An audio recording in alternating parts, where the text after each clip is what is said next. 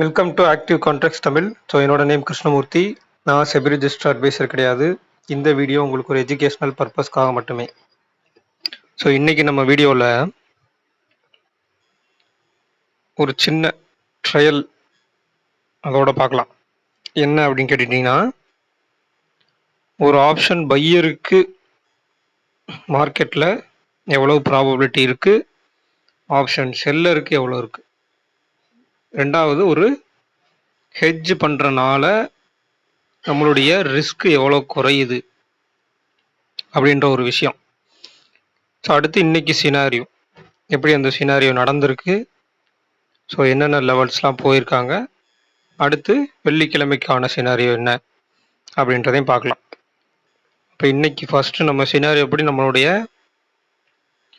Short ரேஞ்சோட bottom ஒரு level கொடுத்துருந்தோம் 354ன்னு சொல்லி. ஸோ அதுக்கு கீழே போகலை, ஓப்பனுக்கு மேலே போகலை.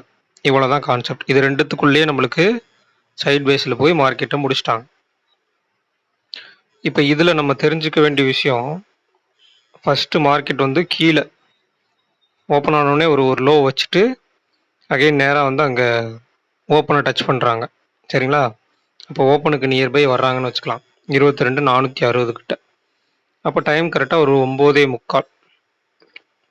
இந்த 9:45க்கு நீங்கள் ஒரு பிளைண்டாக அதில் உள்ள ரிஸ்க்கை சொல்லிடுறேன். ஃபஸ்ட்டு 9:45, அப்போ 450 அப்படின்ற கால் ஆப்ஷனை நீங்கள் பை பண்ணுறீங்க அப்படின்னா 80 ரூபாய்க்கு. அப்போ உங்களுடைய லாஸ் எவ்வளோ? Max loss 5,996. நீங்கள் நினச்சபடி மார்க்கெட் மேலே போச்சுன்னா 5,996, இல்லை திரும்பி வந்துச்சுன்னா நீங்கள் எவ்வளோ ஸ்டாப் லாஸ் வைக்கிறீங்களோ அந்த ஸ்டாப் லாஸ், இல்லை மார்க்கெட் அன்னைக்கு கொடுத்துருக்க லோ அப்படின்றத ஸ்டாப் லாஸ் வச்சுன்னா ஸ்டாப் லாஸு, இல்லை அப்படியே ஹோல்டு பண்ணால் அந்த 5,996 ரூபா. இதில் ஒரு சின்ன மாறுதல், அதாவது 450 கால் ஆப்ஷனை பை பண்ணிவிட்டு 550 கால் ஆப்ஷனை செல் பண்ணி பார்க்கலாம். சரிங்களா? அப்படி செல் பண்ணால் உங்களுடைய ப்ராஃபிட் எவ்வளோ? அதிகபட்ச ப்ராஃபிட் அப்படின்றது 5,047, அதிகபட்ச லாஸ் அப்படின்றது 2,452. இப்போ எண்ட் ஆஃப் த டே வரைக்கும் நம்ம ரன் பண்ணிடலாம். ரன் பண்ணிட்டாலும் நம்மளுக்கு எவ்வளோ லாஸ் வருது? 2,452 ரூபா தான். அப்போ இதுக்கு முன்னாடி நம்ம எவ்வளோ பார்த்தோம் மேக்ஸ் லாஸ்? இந்த மேக்ஸ் லாஸே அவ்வளோதான் வச்சுக்கோங்க, அதுவே வந்துருச்சு. அப்போ மேக்ஸ் லாஸ் நம்மளுக்கு எவ்வளோவா இருந்தது? கிட்டத்தட்ட 6,000 பக்கத்தில் இருந்தது. இப்போ ஒரு ஹெட்ஜ் பண்ணுறனால என்ன ஆயிருக்கு? நம்மளுக்கு கிட்டத்தட்ட ஒரு 2,500 ரூபா தான் வருது, 3,500 ரூபா நம்மளுக்கு கம்மி ஆகுது. ஆனால் மார்ஜின் அதிகமாகுது. இந்த மார்ஜின் அதிகமாக வச்சிருக்கிறதுனால வர்ற இந்த லாஸை வந்து நம்ம மினிமைஸ் பண்ணலாம். இதை நீங்கள் புரிஞ்சுக்கணும். அடுத்து அதே 9:45க்கு, சரிங்களா, ஒரு செல்லருக்கு எவ்வளோ ப்ராபபிலிட்டி இருக்குன்னு பாருங்கள். அதே 9:45க்கு மார்க்கெட் அதே சேம் இடத்துல தான் இருக்காங்க, 450 இருக்காங்க. ஒரு ஏடிஎம்மும் ஒரு செல்லர் செல் பண்ணுறாரு. சரிங்களா? செல் பண்ணிட்டாலும் எண்ட் ஆஃப் த டே வரைக்கும் போனாலும் அவர் எவ்வளோ ப்ராஃபிட்? 1,897 ரூபா. மார்க்கெட் ஆனால் முடிஞ்சது எங்கே? 399. 50 பாயிண்ட் அவர் செல் பண்ண இடத்த விட கீழே முடித்தாலும் அவருக்கு ப்ராஃபிட் அப்படின்றது 1,897. இதுவே அந்த செல்லர் வந்து ஒரு ஹெட்ஜோட போகிறாருன்னே வச்சுக்கலாம். அதே 9:45க்கு ஏடிஎம்மை வந்து செல் பண்ணிவிட்டு ஓடிஎம் 100 பாயிண்ட் தள்ளி ஒரு புட் ஆப்ஷனை பை பண்ணிக்கிறார். எண்ட் ஆஃப் த டே அவருக்கு எவ்வளோ லாஸ் வருது? 683 ரூபா தான். இதுதான் ஒரு பையருக்கும் செல்லருக்கும் உள்ள வித்தியாசம்.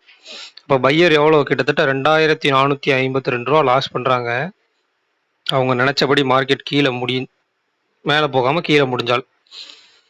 அதுவே செல்லர் ஹெட்ஜோட போனால், சரிங்களா, நினச்சபடி மார்க்கெட்டோட 50 பாயிண்ட் கீழே குறைஞ்சாலும் ப்ராஃபிட் தான், இல்லை ஹெட்ஜோட போனாலும் அவர் வெறும் 683 ரூபா தான் லாஸ். அப்போ இதில் இருக்கக்கூடிய அந்த டைம் வேல்யூ டிகே அப்படின்ற விஷயம் வந்து ஒரு செல்லருக்கு சாதகம் இல்லாமல் போய் மார்க்கெட் முடிஞ்சாலும் அவருடைய பிரேக் ஈவன் தாண்டி கீழே போய் முடிஞ்சாலும் பெரிய லாஸ் வராது. 2வது அவருடைய பிரேக் ஈவன் எங்க ரூ. 76 அப்படின்னா, கிட்டத்தட்ட நம்மளுக்கு ஒரு 376க்கு கீழே முடிஞ்சா தான் அவருக்கு லாஸ் அந்த இடத்துல வரும். அத புரிஞ்சுக்கணும். இதுக்குள்ள அந்த டிகே எவ்வளவு இருக்கு? மார்க்கெட்டோட மூவ்மெண்ட் எந்த அளவுக்கு வேகமா இருக்கு? இல்ல அவங்க குடுத்திருக்கக்கூடிய ரேஞ்ச் எந்த அளவுக்கு இருக்கு? இதெல்லாம் பார்க்கணும். அப்ப அவருக்கு கேபிட்டல் ஜாஸ்தி தான். ஆனா கேபிட்டல் ஜாஸ்தி அப்படின்ற ஒரு விஷயத்த வச்சு அவர் என்ன பண்றாரு? லாஸ வந்து புரொடெக்ட் பண்றாரு. லாஸ் ஆகுறத மினிமைஸ் பண்றாரு. அவரோட கேபிட்டல் அதிகமா இருக்கனால அவரோட கேபிட்டல வந்து புரொடெக்ட் பண்ணுது. இத தான் புரிஞ்சுக்கணும். அப்ப நம்ம கேபிட்டல் கம்மியா வச்சு நம்ம ப்ராஃபிட் பண்ணவே முடியாதா? குறைந்தபட்ச இத வச்சு ப்ராஃபிட்டே பண்ண முடியாதா அப்படின்னு கேட்டா, அதுக்கு முதல்ல நம்ம செல்லர விட நம்ம அதிகமா மார்க்கெட்ட அண்டர்ஸ்டாண்ட் பண்ணணும். எந்தெந்த இடத்துலலாம் சப்போர்ட் எடுத்து திரும்புவாங்க, எந்தெந்த இடத்துல ரெசிஸ்டன்ஸ் எடுத்து திரும்புவாங்க. இன்னைக்கு ஓவரால் வந்து மார்க்கெட் வந்து ஒரு ஓப்பனுக்கு கீழ அப்படின்னு ஆயிட்டாங்க. பேசிக்கா அதான் விஷயம். நம்மளுடைய ஷார்ட் ரேஞ்ச் உடைய பாட்டம்ல சப்போர்ட் எடுத்திருக்காங்க அப்படின்றதெல்லாம் செகண்டரி. அத நம்ம அடுத்த விஷயமா வச்சுக்குவோம். ஆனால் மார்க்கெட் அப்படின்றது ஒரு ஓப்பனுக்கு கீழ அப்படின்ற மார்க்கெட் தான் நடந்திருக்கு. இத நீங்க எப்படி ஐடென்டிஃபை பண்ணலாம்னா, ஸ்பாட் விசஸ் ஃபியூச்சர். இவங்க 2 பேரும் ஓப்பனுக்கு மேல ஸ்பாட் மட்டும் தான் வந்திருக்காங்க. ஆனா ஃபியூச்சர் ஓப்பனுக்கு மேல வரல. நீங்க போய் சார்ட்ட செக் பண்ணி பார்த்தா தெரியும். சரிங்களா? அப்ப நம்ம என்ன சொல்லியிருந்தோம்? ஒருத்தர் 2 பேரும் ஒரு சேர பயணிச்சால் தான், ஒரு லெவல தாண்டி ஒரு சேர பயணிச்சால் தான், அந்த பயணம்ன்றது ஒன் சைடாலோ அந்த லெவலுக்கு மேலேயோ போறதுக்கு சான்சஸ் இருக்கும். அப்ப காலையில ஸ்பாட் ஓப்பனுக்கு வந்துட்டு ஓப்பனுக்கு மேல கீழ கட் பண்ணி திருப்பி கீழ வந்துட்டாங்கன்னா, ஃபியூச்சர் வரவே இல்ல அந்த இடத்துல. ஓப்பனுக்கு கூட வரல. அப்போ ஓவரால் இந்த இடத்துல இன்னைக்கு என்ன நடந்திருக்கு அப்படின்னா, ஓப்பன் அப்படின்ற ஒரு இடத்த மையமா வச்சு கால் ஆப்ஷன் செல்லிங் தான் நெறைய நடந்திருக்கு. புட் ஆப்ஷன செல் பண்ணவங்க கூட சில இடத்துல பேனிக் ஆயிருக்கலாம். ஆனா கால செல் பண்ணவங்க பேனிக் ஆகவே இல்ல. சரிங்களா? இத அந்த இடத்துல நீங்க அனலைஸ் பண்ணி புரிஞ்சு வச்சுக்கணும் முதல்ல. இந்தந்த மாதிரி சினாரியோவுக்குலாம் எந்தெந்த மாதிரி மார்க்கெட் வந்து மூவ்மெண்ட் குடுக்குறாங்க. அப்படின்றதெல்லாம் புரிஞ்சு வச்சுக்கணும். ஒரு சினாரியோ அதாவது இன்னைக்கு ஓவரால் நம்மளுக்கு சிம்பிள் சினாரியோ நம்ம நெறைய மார்க்கெட்ல நெறைய வீடியோஸ்ல சொல்லியிருக்கோம். ஒரு yesterday high and yesterday low இதுக்கு உட்பட்டு ஒரு மார்க்கெட் இருக்காங்க அப்படின்ற பட்சத்துல, அந்த ஹை அண்ட் லோவ டச் பண்ணாத வரைக்கும் மார்க்கெட் சைட்வேஸ் தான். அப்ப இன்னைக்கு நம்ம குடுத்திருந்த அந்த 354ன்ற லெவலுக்கு கீழ வந்திருந்தால், எஸ்டர்டே லோ டச் பண்ணிட்டு அகைன் உள்ள தான் போயிருப்பாங்க. ஏன் அப்படின்னு கேட்டீங்கன்னா, ஒரு பிரீமியம் குடுக்கப்பட்டால் அதை கரைக்கப்படணும். புட் ஆப்ஷனுக்கு ஒரு பிரீமியம் குடுக்குறாங்கன்னா, அத டிகே பண்ணணும்.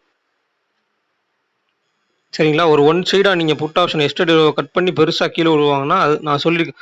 மாசத்துல ஒரு 20 நாள் இருக்கு அப்படின்னா, ஒரு 6 to 7 டேஸ் மட்டும் தான் அந்த மாரி ஒன் சைடு மூவ்மெண்ட் பெருசா இருக்கும். நீங்க சார்ட் அப்படியே எடுத்துட்டு போய் நாளைக்கு ஒரு நாள் லீவ் கூட இருக்கு. உட்கார்ந்து அனலைஸ் பண்ணி பாருங்க. ஒன் சைடு மார்க்கெட் அப்படின்னாலே கிட்டத்தட்ட 6 to 7 அதிகபட்சம் ஒரு 10 நாள். பாதிக்கு பாதிலாம் நடந்ததே சாத்தியமே கிடையாது. 20 நாள்ல 10 நாள் வந்து மார்க்கெட் வந்து ஒன் சைடா தான் போயிருக்காங்கன்னா, கிடையவே கிடையாது. அதாவது அதிகபட்சம் 7 நாள், 5 நாள் to 7 நாள் இவ்வளவுதான்.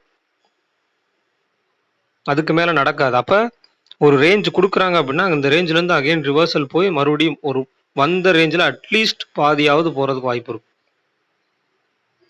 அந்த பிரீமியத்த டிகே பண்றது. அப்போ இந்த பிரீமியத்த நீங்க ஒரு பையரா இருக்கீங்கன்னா, ஒரு லோல தான் பை பண்ணணும்.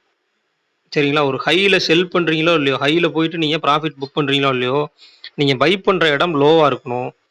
அந்த லோல இருந்து ஒரு ரேஞ்ச் போறதுக்குள்ள இடையில நீங்க எங்க வேணா எக்ஸிட் ஆகலாம். அது உங்களுடைய அனாலிசிஸ் பொறுத்து, உங்களுடைய ரிஸ்க் ரிவார்ட் பொறுத்து.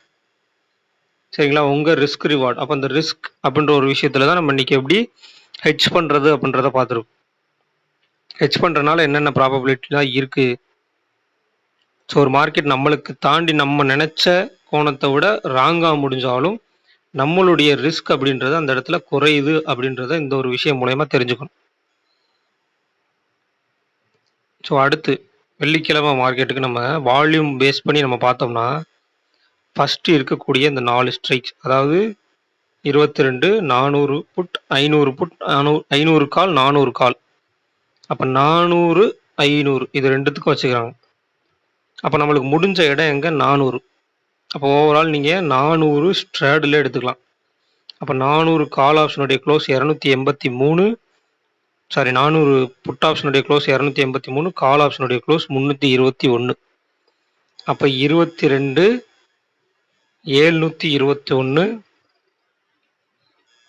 22 117.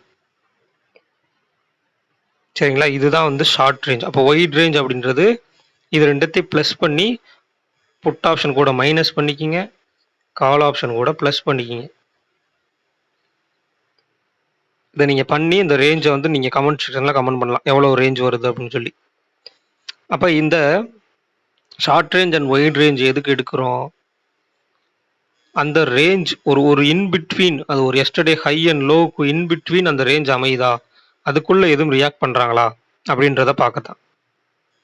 அப்போ உதாரணத்துக்கு இன்னைக்கு மார்க்கெட்டு கீழே ஃபஸ்ட்டு நம்மளுக்கு ரெண்டாவதாக கூட நம்ம வச்சுக்கோமே 371 காலையிலே இங்கே வந்திருக்காங்க 9:30க்குலாம் நம்மளுக்கு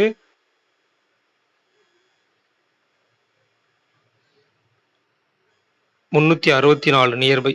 நம்மளுடைய இந்த லோ அப்படின்ற ஒரு விஷயம் வந்து 357ன்னே வச்சுக்கலாம். அப்போ 357 எந்த இடத்துல டச் பண்ணியிருக்காங்க? கிட்டத்தட்ட ஒரு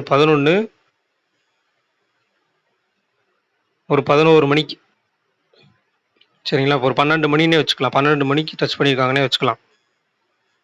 இதை நீங்கள் அப்படியே ஒரு பேக் டெஸ்ட் எடுத்து பார்க்கணும், அன்னைக்கு என்ன நடந்திருக்கு.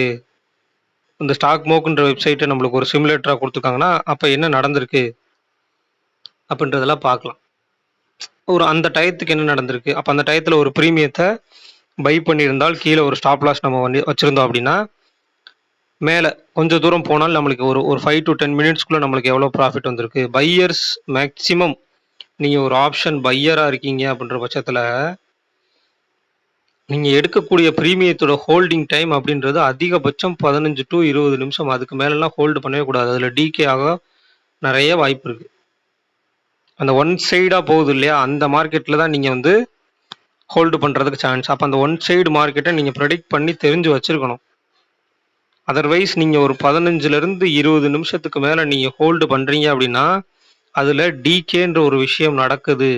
எல்லா மார்க்கெட் சினாரியோலையும் மார்க்கெட் வந்து மேலே போயிட்டு ஒரு ரேஞ்சை கட் பண்ண உடனே அங்கே டிகேன்ற விஷயம் நடந்து வரும். அது 15 to 20 நிமிஷத்தில் நம்ம அதுக்குள்ளேருந்து எக்ஸிட் ஆகிற மாதிரி இருக்கணும். அப்படி செட்டப் கிடைக்கிற இடத்துல மட்டும்தான் நம்ம என்ட்ரியவே வைக்கணும். அதுக்கு முன்னாடி நம்ம அந்த மாதிரி செட்டப் எந்த இடத்துல வருது அப்படின்றத அனலைஸ் பண்ணணும். அனலைஸ் பண்ணிவிட்டு அதில் ஒரு ப்ராபபிலிட்டி, அப்போ இங்கேருந்து போகும்னா கன்ஃபார்ம் இங்கேருந்து போகும் அப்படின்னு எடுத்த உடனே நீங்கள் முடிவு பண்ணக்கூடாது. அதுக்கு நீங்கள் அந்த மாதிரி மார்க்கெட் சினாரியோவை நிறைய இடத்துல நீங்கள் பார்த்துக்கணும். பார்த்து கன்ஃபார்ம் பண்ணிவிட்டு அதுக்கு ஆக்டிவ் கான்ட்ராக்ட்ஸ்லாம் ஒத்து போகிறாங்களா, இம்ப்ளைடு வால்டிலிட்டிலாம் ஒத்து போகுதா அப்படின்ற விஷயம்லாம் நீங்கள் பார்க்கணும். பார்த்து தெரிஞ்சு வச்சுருந்தால் ஓகே. இல்லை அப்படின்ற பட்சத்தில் ஒரு ஹெட்ஜோடு நீங்கள் போய் அதை அணுகணும். அப்படி அணுகும்போது உங்களுக்கு ரிஸ்க்கு கம்மியாகும், ஆல்சோ ரிவார்டும் கம்மியாகும். இதைத்தான் நம்ம நேற்றுக்கு வீடியோவில் சொல்லியிருந்தோம். அப்போ மார்க்கெட்டில் வந்து எவ்வளோக்கு எவ்வளோ நீங்கள் ரிஸ்க்கை கம்மி பண்ணுறீங்களோ அவ்வளோக்கு அவ்வளோ ரிவார்டு கம்மியாகும். பட் நீங்கள் மார்க்கெட்டில் சஸ்டெயின் ஆகிற அந்த காலம் அப்படின்றது நீட்டிக்கப்படும். நீங்கள் ஒன் சைடாக பிளைண்டாக போனீங்க அப்படின்னா உங்களுக்கு சீக்கிரமே உங்களுடைய ஸ்ட்ராட்டஜியில் வந்து குழப்பம் ஏற்படும். ஒரு ஸ்ட்ராட்டஜியை கம்ப்ளீட்டாக நீங்கள் செக் அவுட் பண்ண மாட்டீங்க. கம்ப்ளீட்டாக பேக் டெஸ்ட்டோ இல்லை லைவ் டெஸ்ட்டோ நீங்கள் எடுக்க மாட்டீங்க, அதில் லாஸஸ் வர. அப்போ ஒரு ஹெட்ஜோடு போனீங்கன்னா உங்களுக்கு ரிஸ்க் அப்படின்றது கம்மியாகும், லாஸஸ் அப்படின்றது கம்மியாகும். இன்னமும் அந்த ஸ்ட்ராட்டஜியை எவ்வளவு தூரம் நம்ம ஃபைன் டியூன் பண்ணலாம் அப்படின்ற ஒரு ஐடியா கிடைக்கும். அதுக்காகத்தான் ஹெட்ஜ் பண்ண சொல்கிறது, சரிங்களா. அப்போ இன்றைக்கி இம்ப்ளைடு வால்டிலிட்டி க்ளோசிங் மார்க்கெட்டில் இம்ப்ளைடு வால்டிலிட்டி அடுத்த வாரத்துக்கு எப்படி இருக்காங்க பார்க்கலாம். நெக்ஸ்ட் எக்ஸ்பைரிக்கு கால் சைடு 24, புட் சைடு 22. அப்போ கால் சைடு கொஞ்சம் அஹெட்டாக தான் இருக்காங்க. அப்போ நாளைக்கு மார்க்கெட், அதாவது வெள்ளிக்கிழமை மார்க்கெட் ஓப்பனுக்கு மேலே சஸ்டெயின் ஆனாலும் எப்படி, ஓப்பனுக்கு கீழே சஸ்டெயின் ஆனாலும் எப்படி. ரெண்டாவது அதாவது இந்த 22,400 22,500 இதுக்கு இடைப்பட்ட மிட் பாயிண்ட் வந்து 22,450. இதுக்கு மேலேயும் கீழேயும் இருந்தால் எப்படி அப்படின்றதெல்லாம் லைவ் டெஸ்ட்டில் நீங்கள் அனலைஸ் பண்ணி பார்க்கணும். பார்த்துட்டீங்க அப்படின்னாலே அடுத்தது என்ன அப்படின்றது ஓரளவுக்கு கெஸ் பண்ண முடியும், ப்ரெடிக்ட் பண்ண முடியும். சரிங்களா? அந்த வீடியோ புடிச்சிருந்துச்சு அப்படின்னா லைக் பண்ணுங்க, ஷேர் பண்ணுங்க, சப்ஸ்கிரைப் பண்ணுங்க. மறக்காம உங்க கருத்துக்கள வந்து கமெண்ட் செக்ஷன்ல கமெண்ட் பண்ணுங்க. நன்றி, வணக்கம்.